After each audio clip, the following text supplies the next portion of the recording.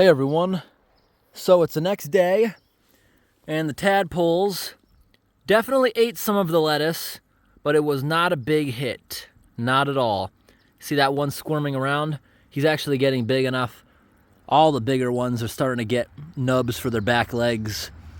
There's a few of them that are more dominant. You can tell they're much bigger than the rest, and they're all the same type. We brought these over in big egg sacs, all from the same frogs, laying them in drainage ditches which dried up. These frogs would all be dead now if it wasn't for relocating them to these pools. So the lettuce, they're taking little nibbles. It wasn't a big hit. So I'll leave it in here for another couple days, but once it starts rotting in the smaller ponds, we're gonna remove it. The bigger pond, which is more self-sustaining, we'll just let it rot back into silt, since we can easily flush that one from the basement drain line. And then we can flush this one very easily too. This is only about 30 feet away from the house.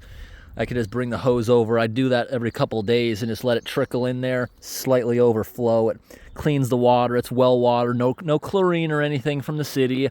Nice fresh water, and because we have it trickling so slow, it almost does 100% water change, but over a course of like 6 hours. So there's no temperature, pH, or water quality shock at all. So now nobody's mentioned it yet, but I know it might be coming.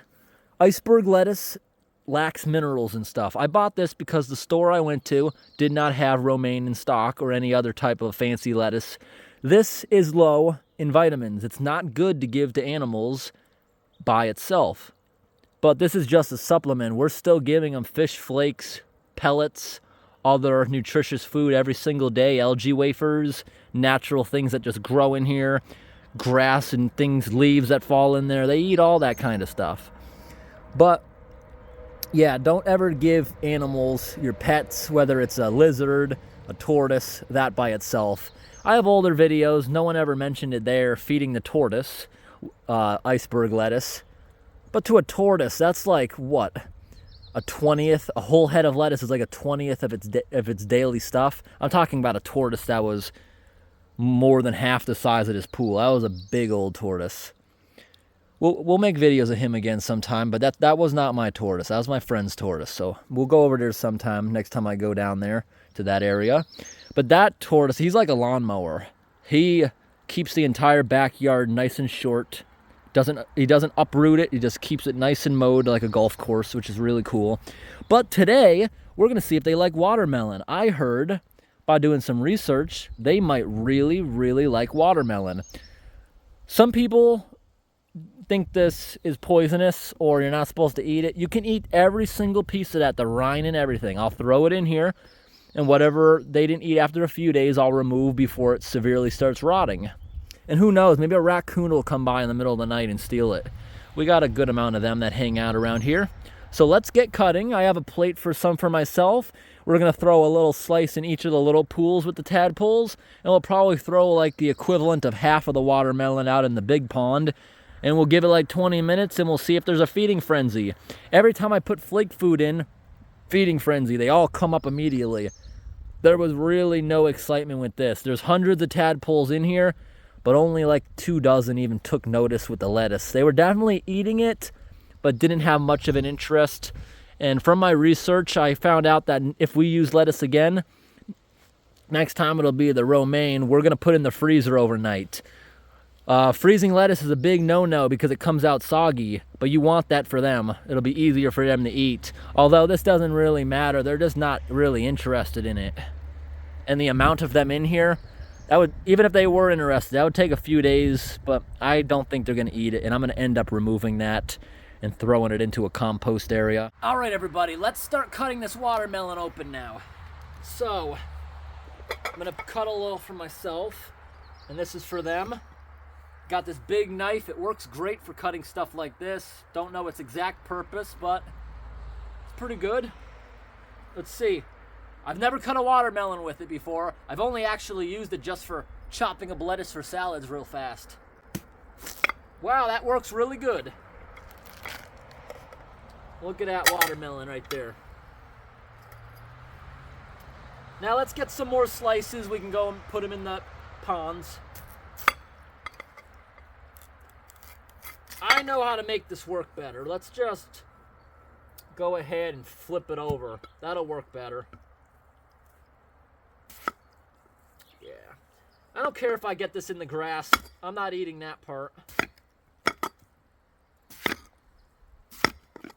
Trying to cut it thin so a bunch of these guys can circle around it. Want to make it like paper thin. This knife is very sharp. Wow, that just obliterated, but maybe they'll like it. Do watermelons float or sink? Let's find out. I think it's gonna sink because it's so dense with water. All right. I think they'll like these little thin slivers. That'll be very good for them. Because if they're in a feeding frenzy like they are with the flake food, you want a lot of surface area that they're able to get around, you know, so they're not fighting over the same spots. All right.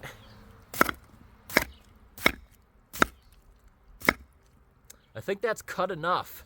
I'm gonna cut the piece for myself again in half, and I'm only gonna take a quarter of the watermelon. That'll be for me later. And this will be for the tadpoles.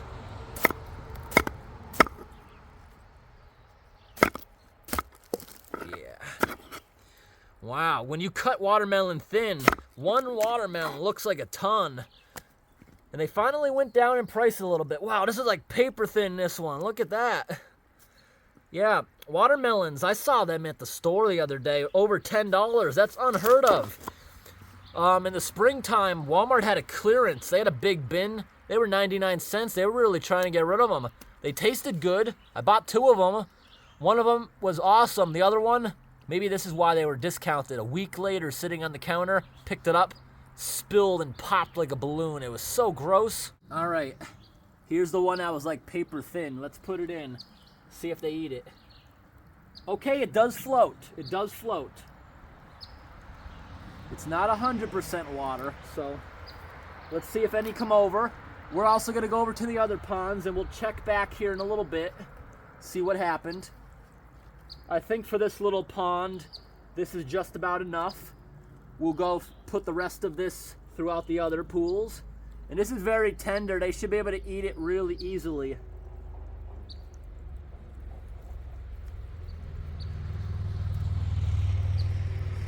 There we go.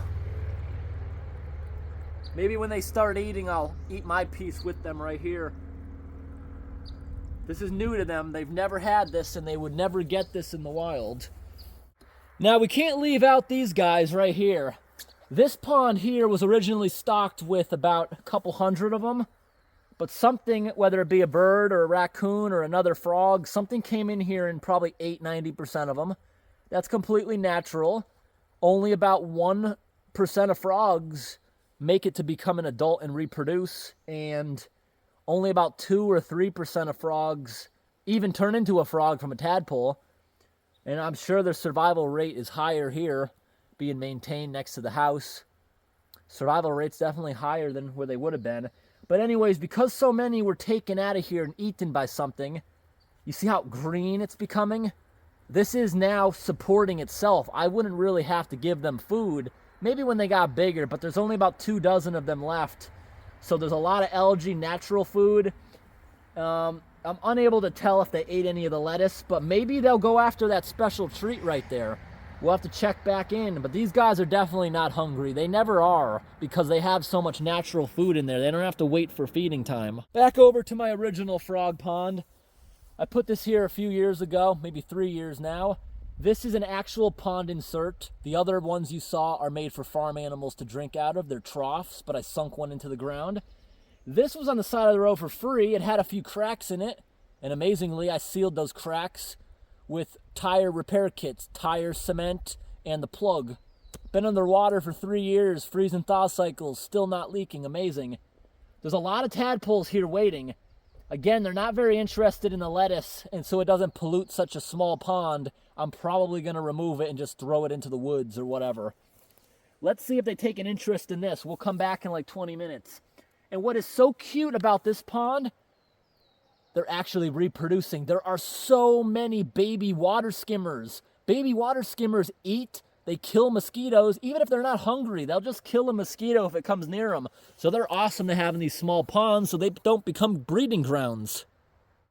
You know, I'm thinking that I probably should have only allocated half of it to them. This is a lot of watermelon still remaining for the big pond. But we'll throw it in there. And this big pond is pretty self-sufficient, so it should be able to rot it away with no problem. But I'll do water testing every couple weeks. For whatever reason, if it happened, I'll pull it out. I don't think it'll happen. See that white pipe over there? We can send 8 gallons a minute out of that pipe from the basement. That's a drain line to eliminate the sump pumps. And we'll just put the faucet in there. We can get 8 gallons a minute out of that basement faucet, and 6,000 gallon pond. Twice this year so far, I've let it run for about 10 hours, which equivalates to about a 50% water change. And like I said, that is well water. Perfectly clean water. They can have it. And because it's 10 hours, there's no shock. And I have a filter cartridge over in the drain, so they don't go out to the drainage ditch of the highway. I don't have a physical pipe going out to the highway ditch. It just floods the woods, and it never makes it there. Highway's a good almost 300 feet away, but it's loud. The cars are going by fast. Let's see how they like this, if any of them even show up. I want to focus by putting it on the edges. That's where most of them are. They like shallow water to avoid potential predators. Even though there's not many predators in here except other frogs, which being on the edge actually makes it easier.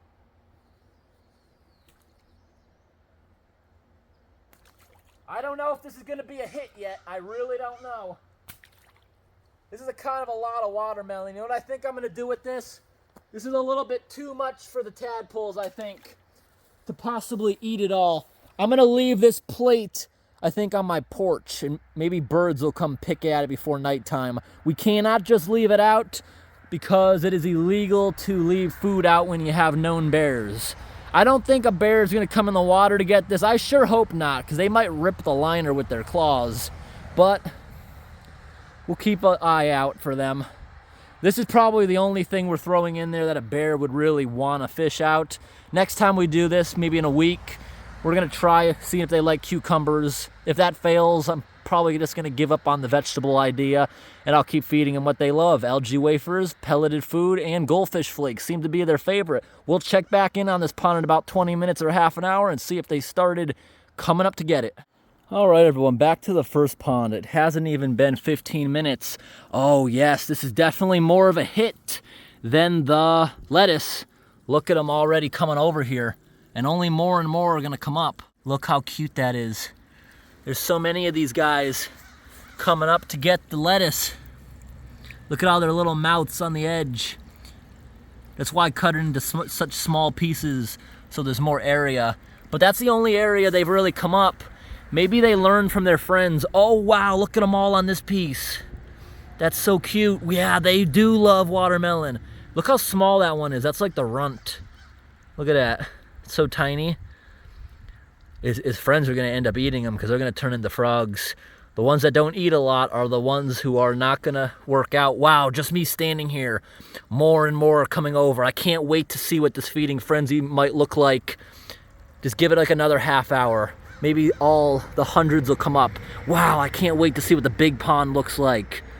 Now that I know they like it, maybe if nothing eats the other watermelon I just put out, I don't know what might eat it, but here we have a crow and we got barn swallows everywhere. I don't think a barn swallow will eat it. They're usually, you know, the swallow family. Those are birds that eat insects in midair, I believe. That's what determines a swallow family. Yeah, look at, they already seem to really like it. Wow. Did not expect that. I thought it was going to be another loser product like the lettuce. Not many of them really like that stuff. They're grazing slowly, but not really. I'm probably going to end up removing that. Next time I go to the store, I'll pick up some cucumbers and romaine lettuce. See if they like that stuff, which is much better than the iceberg.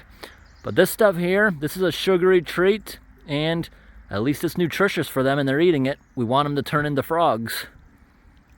Now it's time for me to sit down and join them. So, clean that off, even though the grass isn't really that dirty. I'm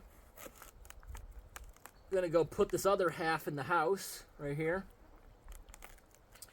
Look who's stealing my food. I don't care, I'm still gonna eat it, but an ant came up here onto my plate to eat. Wow. So that'll go back in the house for now, and I will eat the one that the ant was trying to steal from me. It's been rainy out a bit. Grass is kind of wet.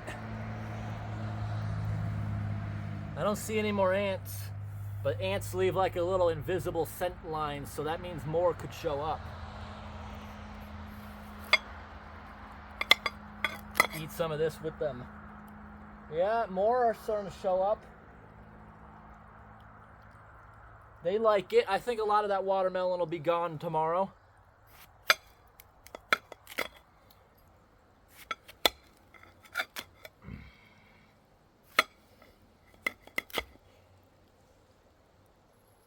I wonder how it tastes if I cut it real thin, or how it feels.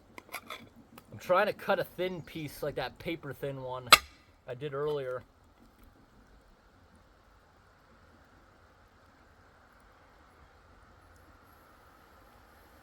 There we go. Just had to do it really thin, or very slowly without breaking it. Kind of a cool pattern on it.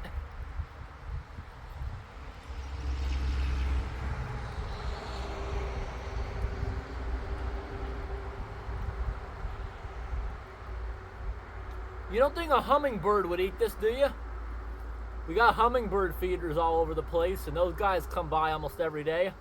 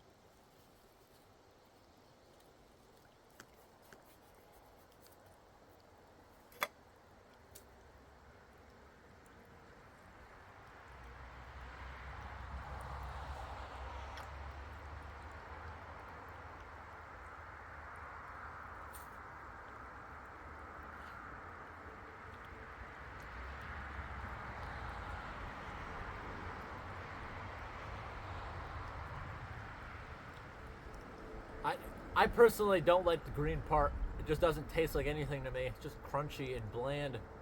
But I'll try a little piece.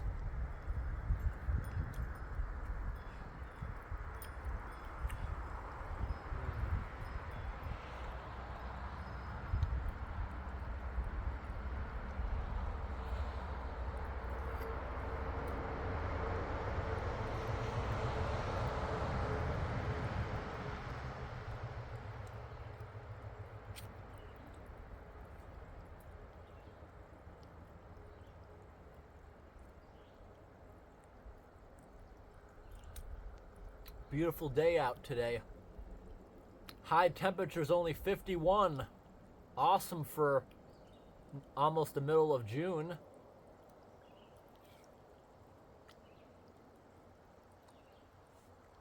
The whole forecast this week's about the same. Like a 50% chance of rain every day, on and off showers, cool weather. Really good to help make up for the drought last year. The trees are able to absorb it since it's wet literally all week. No sunshine, never dries out. I like this weather.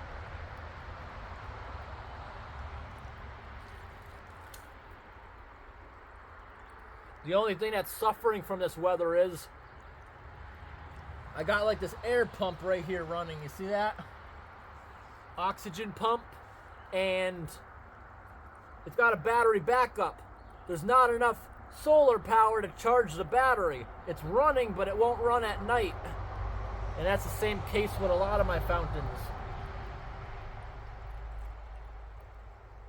If you want solar to work on cloudy days, you need to have oversized panels, and That fountain has an oversized panel, but it also doesn't have a battery to run or a battery to charge up.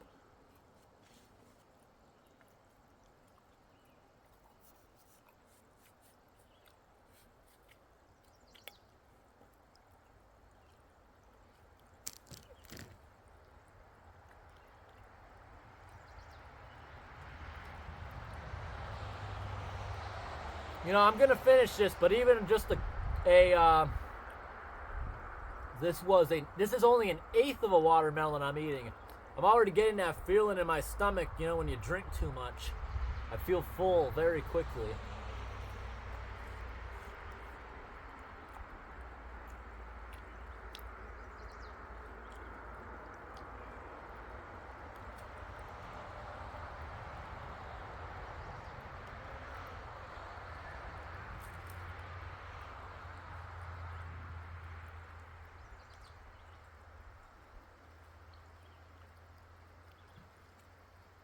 Anything these guys don't eat in like the next day or two, I'm going to take out before it rots too much. Who knows? Maybe a raccoon will steal it in the middle of the night. I really don't know.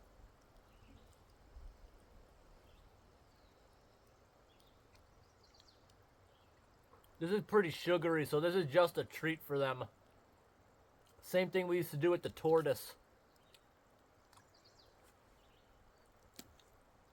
But I'm sure in like a month, a lot of them will still be tadpoles. We'll start to have froglets, which are like halfway between in like a month. A froglet, once it can come out of the water, it doesn't eat vegetables anymore. It's just a meat eater. But I know we'll still have some tadpoles, so maybe we'll do this again in like a month.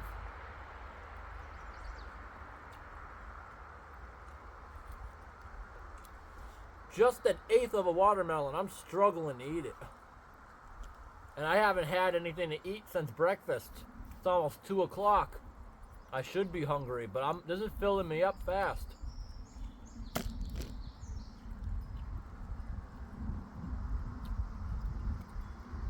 And like I said with the lettuce, this is not going to be their only food either. I'll let them fill up, and by dinner time, I'll give them their regular feeding if they want it. I'm just too full. I'm going to go put this on the plate, and maybe the birds will want it. Or, I don't mind giving it to the raccoons, but I'm not leaving the plate unattended. I don't want to be attracting the bear.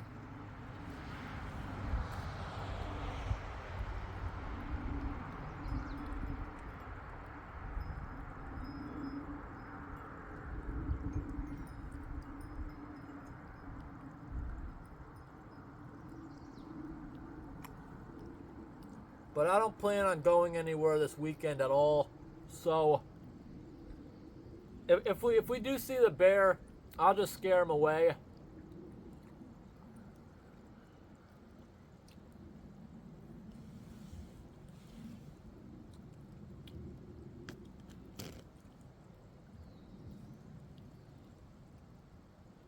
Wow, they're even starting to eat the pieces I just put in my scraps.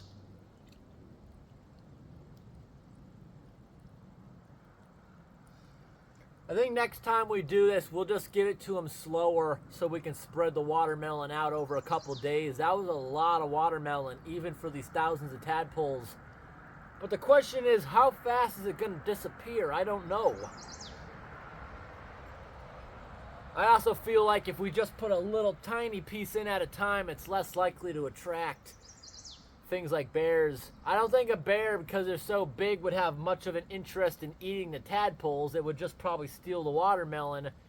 But a raccoon might come over to get this and discover the tadpoles and might start eating them. So next time we do this, maybe we'll keep that to a minimum. But like I said, less than 1% of these guys is going to survive and reproduce. So the raccoon is still a natural predator that'll come, so I'm not really going to try to prevent it either, but I will next time. Well, maybe not put as much in there, but I did it for surface area. If there was just one piece, there wouldn't be enough to go around. Definitely not. I love orange.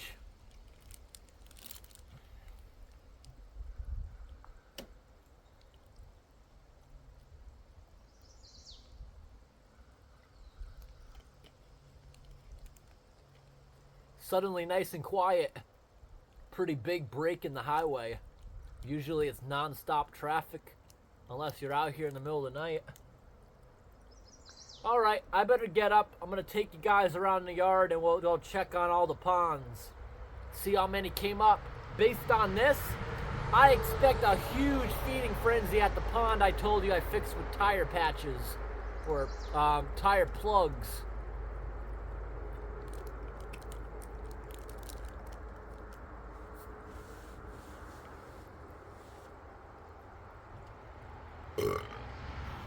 So everybody, here's going to be a close-up shot. Let's see what the tadpoles are up to in the pond. Wow, there's quite a few of them on that little tiny piece. Now, does it look like that over the edge? Because that's where they're biting, right? Or is the watermelon losing its red juice and being replaced with the water? Is that what's happening? Is that why it's turning more clear? Look at that. They even like the little pieces I threw in my scraps. Look at that. There's a good amount of them over here on the edge. So is that becoming waterlogged as the water replaces the juice? Or is that them biting it causing that? I wonder if these guys even know this delicious food's over here. They're just over here over on the bland lettuce. But there are a ton of these guys in here eating. They really want to turn into frogs. And over here on the perfect little slice, there's a good amount of them too. I think I just scared a few away. As they get older, they're becoming more fearful. You know what I mean? As babies, they had really no fear. You could just come in here with your hand and pick up a few of them in your palm. But as they get bigger, they're getting their natural fear, and you can easily scare them away from the edges of the pond. That's a pretty big one right there on top of that piece. You see in the back, he's starting to get the little tiny nubs. He's going to turn into a frog in no time. But this over here is really pretty. Look at them all eating there. I think now we're about to head over to the mini pond, the one I mentioned. They're probably not even going to come and eat, you know, because they already got a huge supply. But we might be surprised. Let's head on over there right now. All right, we made it over to this pond on the other side of the yard. Zero interest at all, just like I thought. Maybe they didn't discover it. I don't know. Back over to this pond. I knew it. There are so many coming up to the surface. Now, this might be a place. Maybe I should go grab a couple pieces and add more in here. For the amount of them in here, it doesn't seem like there's adequate surface area on that part. Maybe, or I could just break a few of these with my hands. Look how cute that is. The literal entire edge is just covered with them. There's not many gaps. So that's why I think I'm going to go grab some pieces that aren't being eaten, or maybe I'll grab some off that plate and throw extras in here. You know what is also going through my mind that I might do? I think I'm going to only let this go on until dusk, because I don't want to attract a bear or a raccoon. I think I'm going to remove all these pieces at dusk. Yeah, I might do that. They'll have plenty of time, and they should be filled up by then. Look at this on my hand. I got a tick.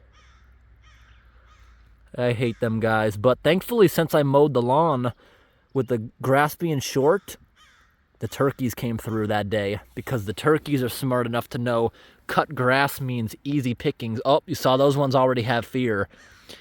See, there's not many over on this side, but there's tons of them over here. See that? They might just be gasping for some air, because right now this thing's not circulating that much. But they're like a goldfish. They come right up to the top for air.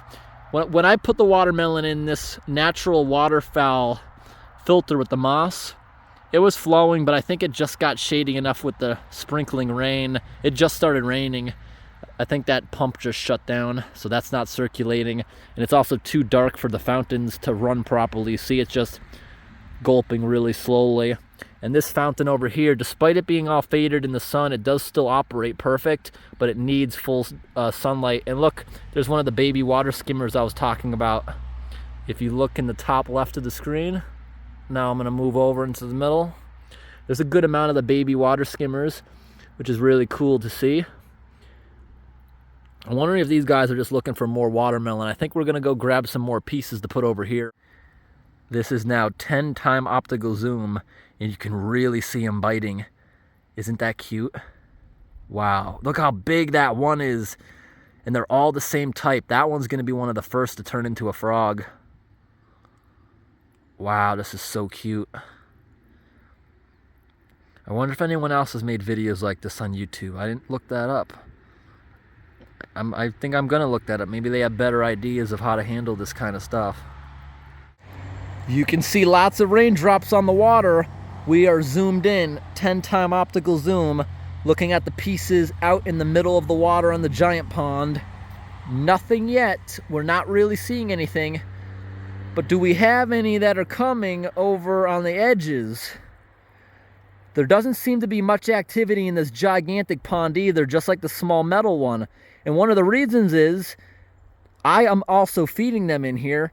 And these big ponds are self-sufficient, meaning they don't have to wait until feeding time. That might be one of the many reasons why there's really no interest. And did that one somehow get on top? We better make sure he's okay. That may have happened when I threw him in. But he's still wet. He'll be fine. I've found ones that have accidentally beached themselves for hours. And unless they're in the sun, they'll be all right. So yeah, I'm not really noticing anything happening right here in this pond. Very little interest going on at the moment, despite you see hundreds of them scurrying away as I get close. And these ones are growing really fast. Early on in the year, the ones near the house in the small pool were the fastest growers because it was the warmest pond. It was the warmest pond because it's the most shallow. This pond is 6,000 gallons and it's so deep it takes a while to heat up in the beginning of the year. But now that it's fully heated up, it's producing so much algae that these are now the biggest. I actually see zero of them taking any interest in this. Maybe they will later on, I don't know. Is that guy eating it? This is a water skimmer. Is he just using it as a place to rest like a lily pad? Or is he possibly eating it? Water skimmers are awesome. I was showing you the baby ones before. Those eat mosquitoes. Maybe they're eating it because look, this one also has one of them on it. Is that two of them mating? It looks like it might be two of them right there. Yeah, that is so weird. I don't see any of them taking any interest in the big pond. So I think I'm going to steal one of their big slices and bring it back to the previous pond. And everybody, I'm going to end the video here. If we see a gigantic frenzy, I'll make an update video of it. And I'll put that on my other channel, Post 10-second channel. For anyone who didn't notice, I do have 4 channels that can be found in the About section of the channel. And thanks for watching, everybody. Have a great night. All right, for all the ones, see, over there, there's not many going on. I'm wondering if that one over there, oh, look at the baby water skimmer. That's kind of cute. I wonder if that other one over there, I wonder if that's from me tossing it in, he got thrown up there, or like these guys venturing up there, it somehow happened. Anyways, there's barely any space there. So here's another one. Let's go ahead and make even more surface room. Yeah, I decided to myself, yeah, it was probably from me splashing. Look what just happened right there. I decided I'm 100% going to remove this stuff at dusk because I don't want to attract raccoons that might come and eat all these guys. Despite raccoons being natural, it's not natural them being attracted by something like this. Got more baby water skimmers over there on that lettuce. So we'll check back in over here in maybe 10 minutes, and the pieces we just put in, maybe you'll be covered in tadpoles. But for the time being, we scared the majority of them back down into the depths of the pond. You see right here, this is what we usually feed them. They love both of these a lot. Once these pellets sit in the water, swell up and soften up, you'll have half a dozen on each pellet eating them. They love this stuff. And as soon as we remove everything, like I said, at dusk, we'll sprinkle a little of this in there, even though they'll probably be full. See how there's lots of bird poops on this firewood kindling box? Barn swallow that lives on the house is always sitting here. Sometimes I'll put little things. He usually doesn't like them, but it disappeared. Something ate it. I put a little piece of hamburger when we were cooking out the other day, and I think the bird took it. Look how cute the baby barn swallows are. I can't be here for long. The mother will start swarming around me and attacking if she catches me here. I found this nice wine glass looking water bowl that the barn swallow always uses. Put it right down on the ground, maybe about 30 feet away from the nest on the house. The babies are looking cute this time of year. You hear that chirping? The mother is noticing me. Because the mother's noticing me, I don't want to get up on the house right now to look at them, but I'm going to include a little clip of the babies I got yesterday. If I get up on the house and start looking in there, the mother will start swarming around to try to get me away. All right, everybody, it's been about another 20 minutes back at this pond. You see, there's no fighting or anything. I guess a good amount of them are full, maybe taking turns, taking a break. This pond is not even close to being overcrowding around the food area. So they should be nice and filled up by the time dusk comes around, which is another 5 hours when I'll take it away. This pond is going to be really pretty soon. See this? I believe what you call these right here are, what do you call these flowers?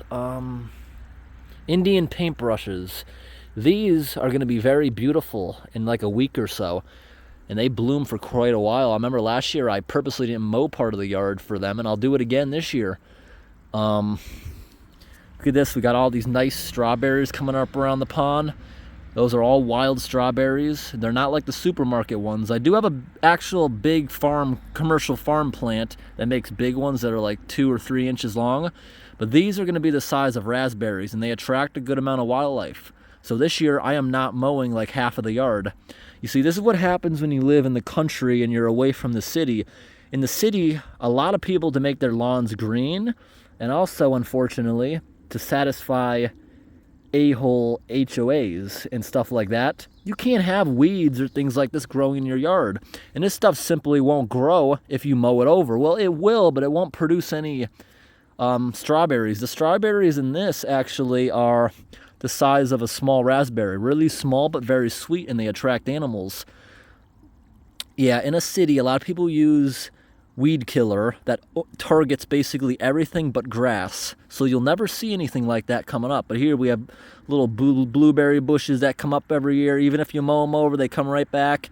This year I decided to not mow almost half of the yard, to let the strawberries just explode and attract things.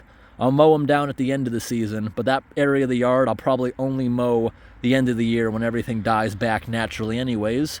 Because if you indefinitely didn't mow it, it would turn into a forest, shading these, and it wouldn't grow anyways. So the best way for their production, I feel, is only mowing once a year. Now take a look at this. You know what I did notice? I doubt this happened in the big pond, but I came over here really fast before. Yeah. You see how they get scared? When they all move off at once, it can raise back up and actually trap one of them on there, I discovered. That's also a factor to that. Or when they're all scurrying away, one of them will start squirming in the wrong direction into a shallow area, which gets lifted out of the water when the other one's weight is gone. I said that nearly 90% of them are wiped out, probably no more than that, wiped out from this one silver pond. One difference is, this is a silver pond, not a black pond. The black ponds, because of their color, they don't conduct a lot of light where you can see down inside it. And I think that may have made this a better target for birds or maybe the raccoon. Because you can see them, they really cannot hide. The other ponds, because they're dark, nothing's going to find them when they go down in there. It's very difficult to see them in there. The water's usually kind of murky. Almost 20 minutes later, we're back over to this pond, and my presence already scared a bunch. Maybe you saw them squirming. Now there's no fighting over area anymore. I just scared like half of them back down into the depths. But what is so cute is, look at all the little indents all over it. It looks like a saw blade now. Look at that. That's where they've been eating it. There's actually a lot of them there you just cannot see with the glare. And yeah, I found out this camera already has a polarized lens, so buying one didn't do a single thing, even though I gave it a try. You just need a certain angle to see in the water a bit better. Or zooming way in also works. You see how each one is digging out the little holes? Look at that.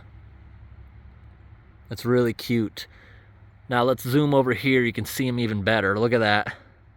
Especially the ones up on top.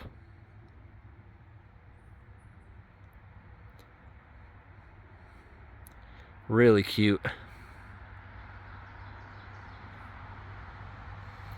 Now let's go over here.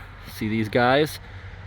Now we're gonna go back over to the big pond where nothing was eating, and I still think probably nothing's gonna eat. Look how small this one over here is. There he is. Very small. Better get eating. If that one doesn't fatten up, he'll be one of the last to turn into a frog, which means he'll probably become food. We're at the big pond, and I'm only noticing literally one. Just one. Looking around at all the big pieces. I can only see one so far eating out here in the pond. Maybe that's because most of the pieces drifted kind of far out away from them in the shallow water, but I don't think that's true, because look at this piece over here along the shore. Where is it? Right there. 0 of them. I think it's because they already have a very good food supply in the big pond, and they're just not hungry. Wait, now there's 2 on this piece. Maybe they're just having more trouble discovering it in this big pond. They don't seem too interested, but those might be bite marks out on that one. Maybe it'll pick up as the day goes on. I don't know.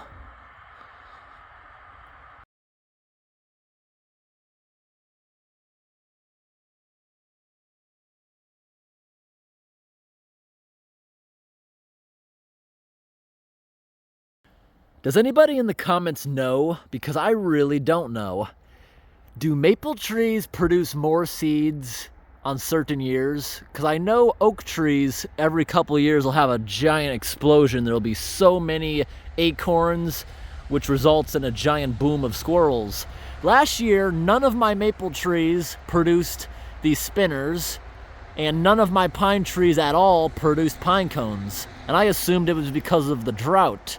This year, because it's been cooler than normal for the most part, last week was super high temperatures into the 90s, which isn't not normal at all for Maine. It's rare for us to even hit 90 historically, but this year, seeds are producing, trees are producing so many seeds, and there's also an uptick in pine cones. You see, most of my pine trees are dying out from bugs, and no, they're not pine trees, most of them. Most of these are balsam fir, and they're dying out from a combination of bugs, drought, and warmer years than normal. I'm pretty sure the climate line for balsam fir is moving north. Everything seems to be dying out, but you drive 2 hours further north, they all look perfect. And I do think water is a big factor, because a lot of my property was filled in for a logging camp back in the day. That's why we had 3 abandoned wells that I reopened for watering. I now have hand pumps at them all, and I think this whole area was filled in, flattened out, and that's why these trees seem to be dying. Most of my property is a swamp. I just walk off of this flattened out platform, because back in the day, this was all clear. These trees were all planted in the 1970s by the logging company with the intention of cutting them down again as a crop. But the ones that aren't on this platform, that are actually in the swampy area where I'll sink up to my knees, they're doing perfect that they have water. Pine trees only reach maximum 3 feet. I keep calling them pine trees. Half of them are fir trees. Half of them are white pine trees in the property. Their roots don't go down very deep. They can't hit the water, even if the water's just 3 feet below. They can't hit it. When a tree uproots, you can see how shallow the roots really are. Let's take a little walk right here. And then we're gonna go walk back over to the Tadpoles now that it's been over an hour. I have a feeling by tonight, there may not even be any watermelon left, or very little. Look at that, see? That's less than 2 feet down into the ground. Also why they uproot so easily. All right, everybody, we have returned to the pond, and I'm just gonna zoom in because I will startle them all off of the top. I said they're gaining fear as they get older, which is a good thing, but we can't get that close. Zooming in about 10 times, take a look at this, all the little holes they're making. They're hollowing out around all the seeds, which is the easiest part to bite onto because there's little crevices. There's still a ton of them eating, but I don't think there's as much interest as there was an hour ago. They're filling up. But you see a lot of the watermelon, a considerable amount that from what I put in there is actually gone. Maybe 20-30% of it's gone, and that's a lot considering how small they are. Now I'm gonna walk up close and I'm probably gonna startle them all. Yep, see, they all get scared away, and like I said, as they go off there, enough of them can lift it up, or when their weight's off it, some of them can actually get trapped, it appears. Look at this, guys, right here. Look at the big holes they ate out around the seeds. Back over to the tiny pond. I actually broke this up, thinking maybe they couldn't find the little piece there. There is absolutely no evidence of them eating it. Not at all. And turns out watermelon, if it sits long enough, it will sink. It absorbs the water around it. Here we are at the pond with the tire patch. I'm zoomed in 10 times, don't want to approach because they are going to run away. There's still a ton of them around it eating. Look at that. And look at all the holes they're eating out along the edges. This turtle thing, that's a temperature gauge. We'll lift that up and show you guys what they got in there for temperature. Now we're gonna go up and approaching. I'm probably gonna scare a lot of them down into the depths. Well, these ones are not as skittish, which is a good thing. I'm gonna bend down here and zoom back in. All right. Trying to focus in on them. Oh, look at that, so cute. Look at the that one's eye right there. It looks so cute. You see that one right there looks a little muscly. He's about to grow legs. Look over here. There's a lot of feeding frenzy going on over here. Look at that. So many of them chowing down. And those are the watermelon seeds floating around. The camera just keeps trying to focus in on the grass. Good amount of eating going on. If we go over here to this spot, okay, I can even see their little poops they're leaving behind. Oh, I scared them, I think. Let's see what we got for temperature. Yeah, these guys are not as skittish at all. Look at that. Look at them all on that piece. Wow, there's so many of them right there. Let's see what the temperature is. I got this thing free on the side of the road. It's for a swimming pool. All right, so it's about 60 degrees, or that would be about 16 or so Celsius. It looks like it even dropped since I took it out of the water. Now it's down to like 58 or 15, or maybe I was just looking at it at an angle.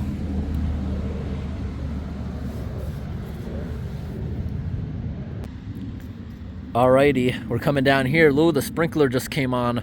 It doesn't have the energy to keep running. That's why it's on and off throughout the day. Same thing with that air compressor right there. It's just bloop, bloop. Doesn't have the power for it to keep running. Back in this pond, just like before, very little activity. There's definitely more. There's an uptick on customers, but the majority of the pieces have nobody at them eating. This piece right here, I'm noticing at least a couple on the edge. Let me zoom in. Yeah, you see, there's a couple of them eating there. Just this one piece in that little corner. I don't know how many could be possibly on the underside eating it from the bottom. I don't know how many are possibly doing that in the other ponds either. You know what I think I'm gonna go grab right now? I bought a waterproof case yesterday at the store. We're gonna try to get some underwater shots. People ask me all the time to do underwater shots with culverts. That probably won't really be a thing because the water's usually very murky. So it's rare when a situation like that would work out, but I bought it specifically for the tadpole water. Once this water starts getting foggy, I usually start flushing the ponds with more clean water. It's not probably necessary with the giant pond, but I do it anyways. The smaller ponds are definitely necessary until a lot of these tadpoles are wet out. That wasn't the right phrase for it. Well, just give it a month. I would say probably 70% of these tadpoles will have become food for the ones that converted to frogs first. My discount shelf rose bushes from last year are starting to come up. The deer completely destroyed this bush. This used to be a giant bush. Deer destroyed it. I cut it back because all the ends of it just baked in last year's heat. And it flourished last year again. Deer came by, picked it off again. And that's potentially the end of that bush. I'm obviously not going to clean it now because it wouldn't dry that fast, but who makes a waterproof phone case where the inside is full of like talcum powder or something?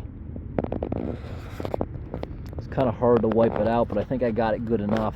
I hope this water's clean enough where you guys can see something underneath. I just want to make sure this case works. I'm not going to put you down for long the first time.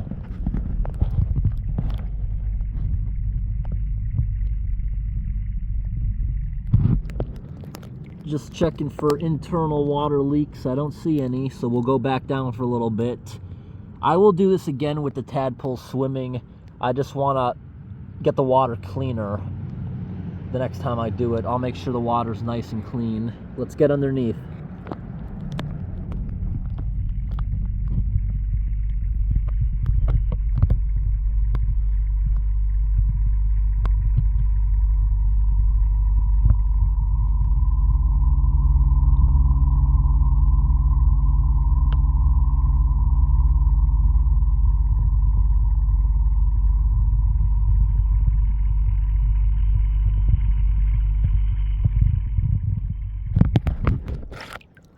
That was funny.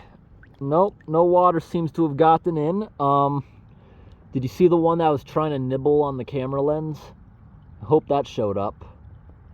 And I hope I was able to get some footage of that. I'll get more footage of this stuff when we get the water cleaner. Like I said, I gotta clean this sometimes or it gets kind of foggy. Let's go back under one more time.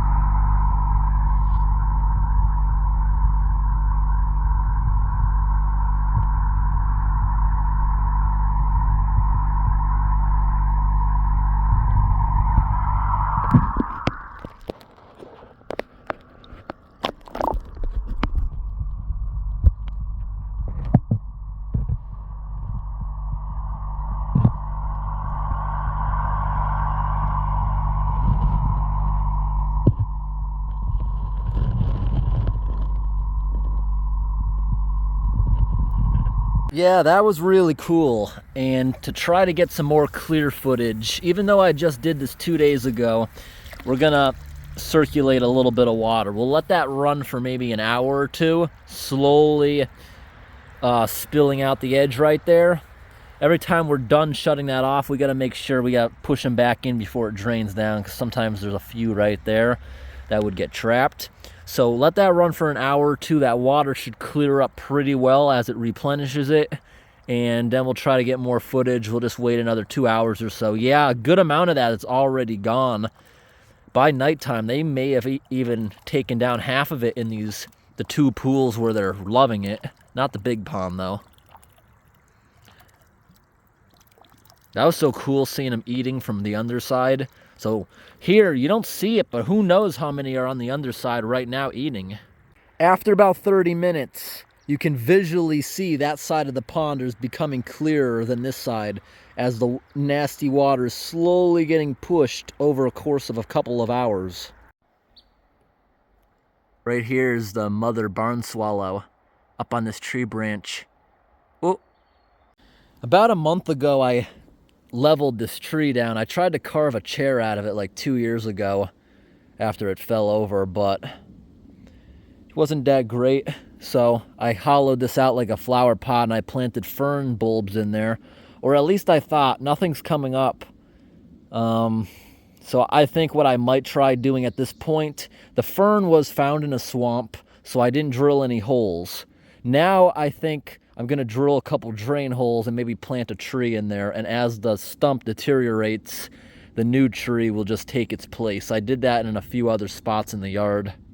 So out here, a little deeper into my forest, this was going to be a frog pond. I never did it because I thought it was kind of cruel. It has zero sun, which means they would develop so slowly. But this was originally put here because last year the tree frogs laid eggs in this low spot, which is usually flooded. But of course it dries up. so that's why it's here. And I put a trail camera on this for almost 2 months, and we found raccoons come here often to drink, to wash up. A rabbit came here to eat the grass because that's the only grass in the near area because it's forest. And a moose walked by, and at least 3 different bears came here to take drinks over that course of time.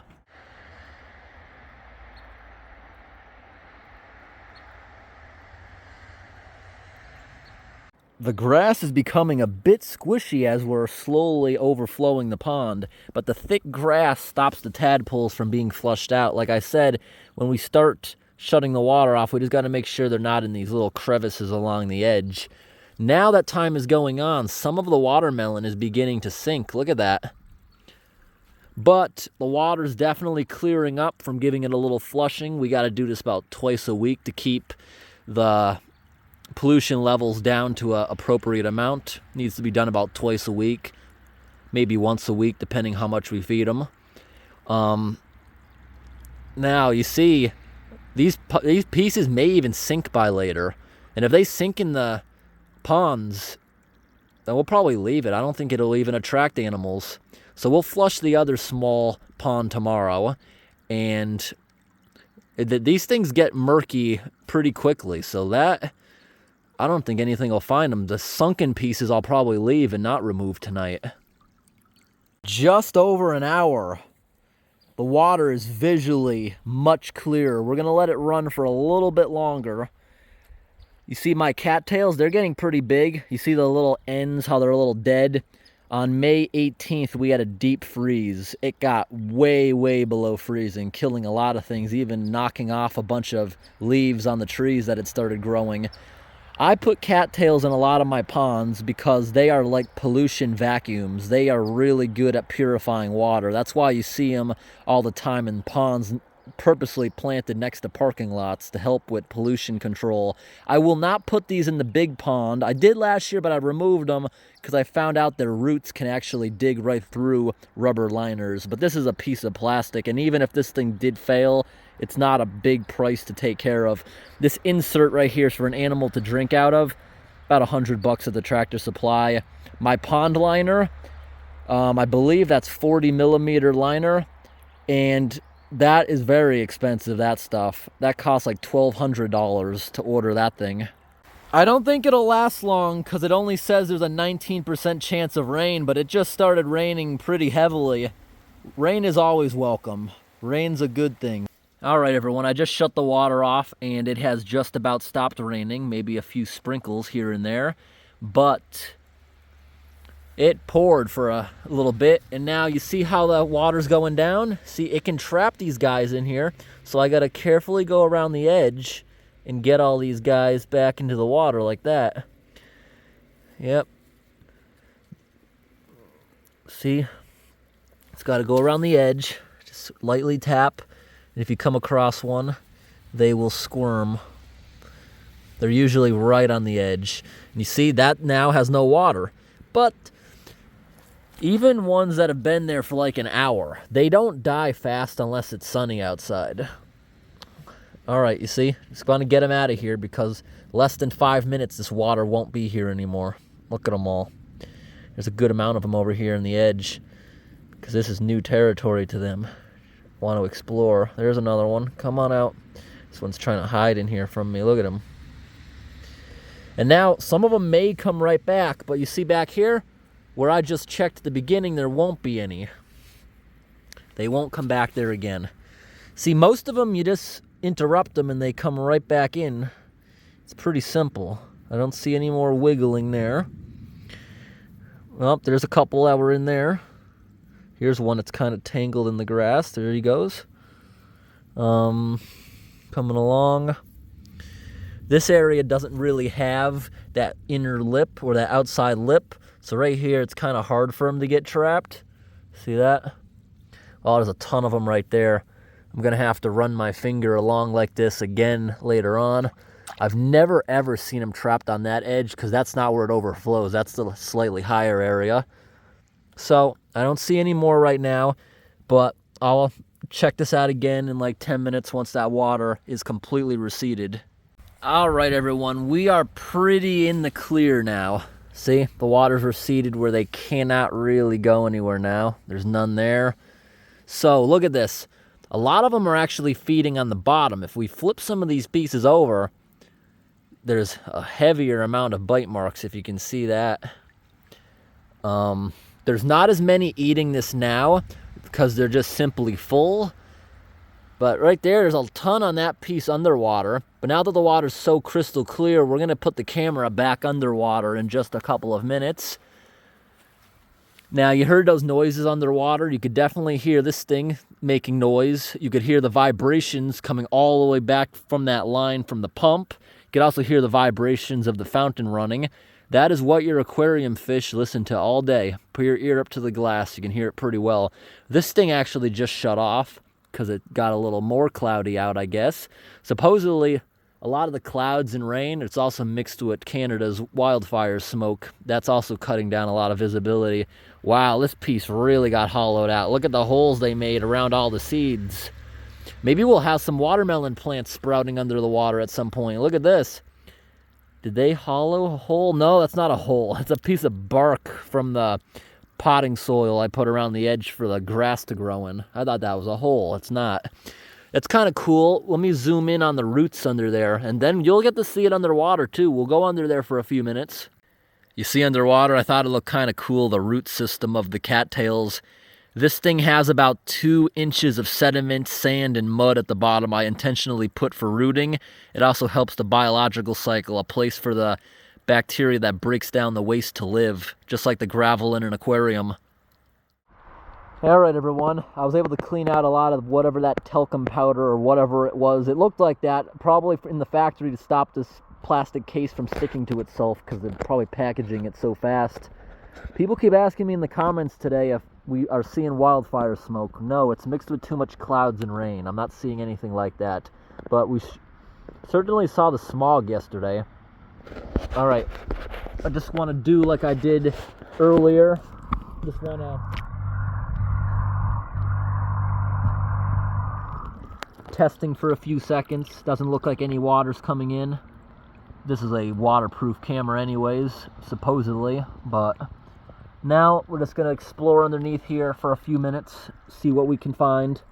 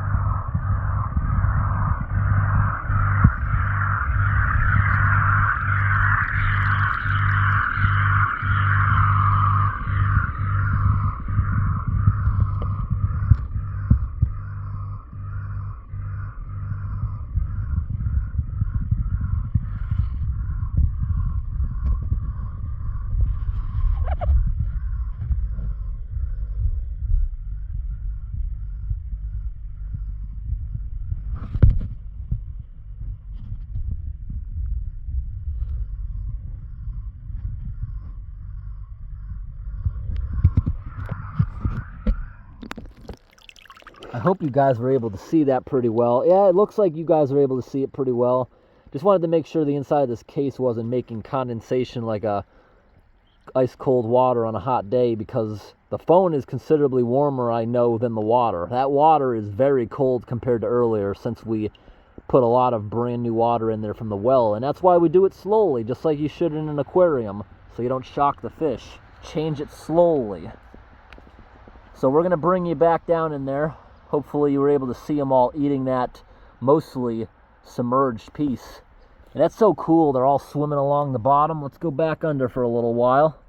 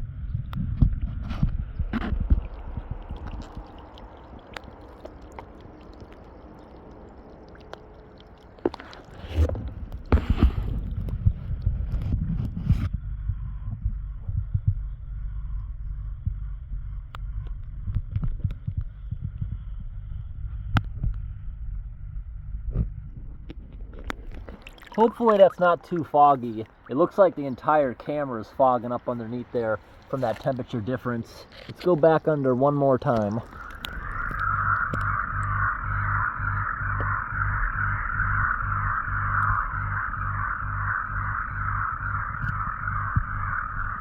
Yeah, it seems like pretty much these tadpoles are probably full. They're not eating as much as they were before. And yeah, I'm thinking they're probably full. They ate a good amount of this. But we have almost another 3 hours or so of daylight. And they'll get some more pieces. And maybe I will break some of the pieces off and squeeze them a little bit so they sink like they did in the silver pond. Then they can hold on to them for a little bit longer without animals on the surface discovering it. I'm going to do that with the same thing with the big pond. It seems like if you cut the green part off, eventually the red part is able to sink, it appears. Then no animal walking by will even notice it down there. It's now been nearly 3 hours, or just about, since we put these things in here.